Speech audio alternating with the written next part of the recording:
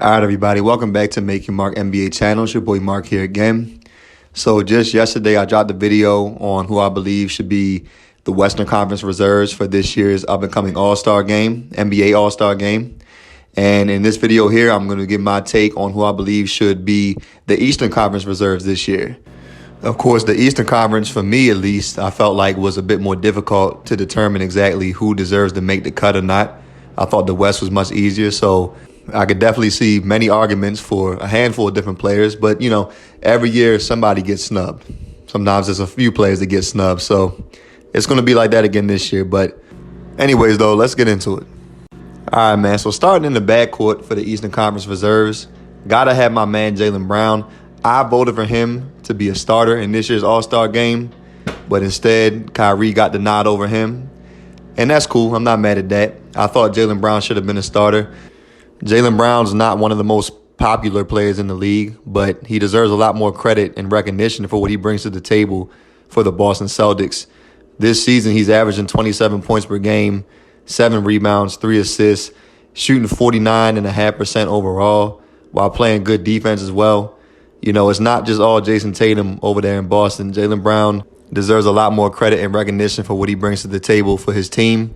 And he's almost just as big of a reason as Jason Tatum in regards to why the Celtics are #1 in the Eastern Conference right now. So just like last year, watch out for the Celtics again to make another run to the finals and possibly capture a championship this year.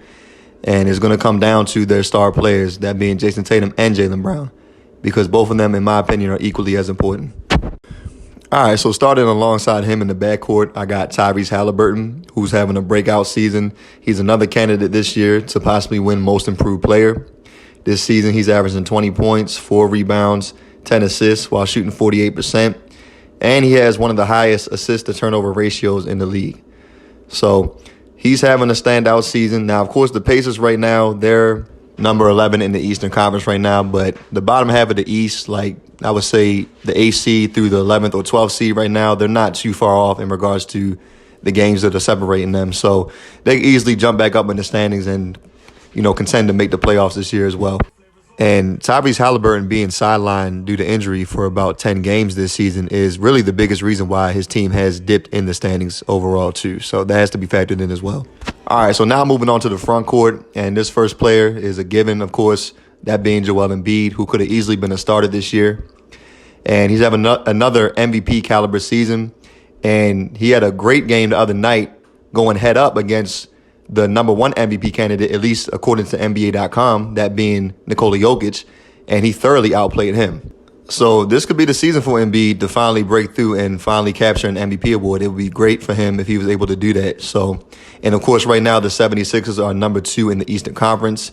This dude is averaging 33.5 points per game, which right now is leading the league in scoring.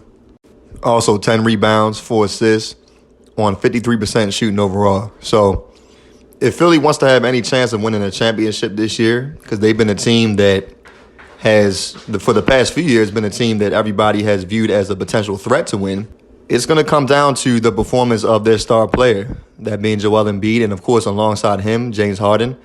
They're going to have to show that they can get the job done when it counts.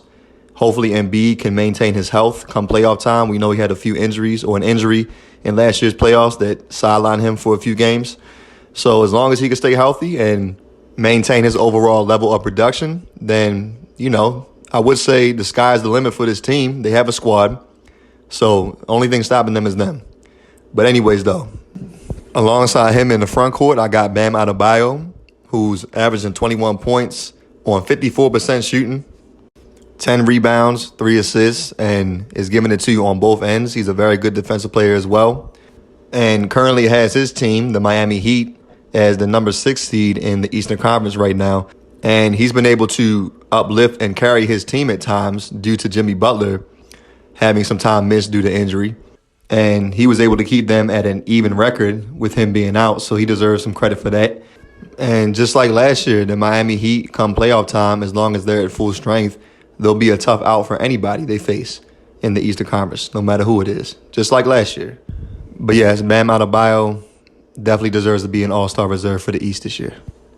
Now, for my third and final front court player, I'm going to go with Julius Randle, who's having a very good season for the New York Knicks, averaging nearly 25 points per game, 11 rebounds, 4 assists on 46% shooting, and has been the best overall player for the Knicks this year and currently has them sitting at number 7 in the Eastern Conference.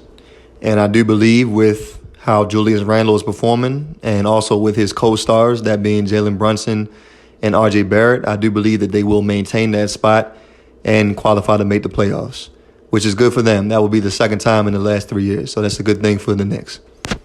All right, so for my last 2 picks, which are the wild card picks, for me, this was a little bit difficult to determine, but I also had to factor in winning as well, not just individual stats.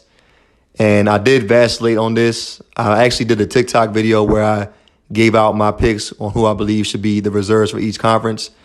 And I am changing one of my picks at least in this video. Now, the pick that I'm not changing is James Harden. I do believe James Harden should be an all-star this year, even though he has missed a little bit of time this year due to injury. In the time period that he has played, he's averaged 21 points on 45% shooting, 6 rebounds, and 11 assists. 11 assists. So currently, he's leading the league in assists right now, James Harden. So, once again, as I stated about the 76ers earlier with Joel Embiid, when I was talking about Joel Embiid, this 76ers team, who's currently number 2 in the East right now, they have a chance to make a run this year in the playoffs as long as they can live up to their expectations. So that's really going to be coming down to the performances of James Harden come playoff time. How he's been thus far in the regular season, he's been very good.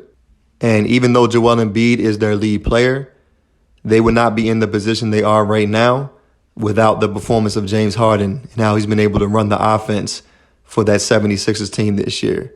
So he's my first wild card pick. Now, my second wild card pick, this is the pick that I'm changing. At first, I was going to go with DeMar DeRozan because of the individual season he's having.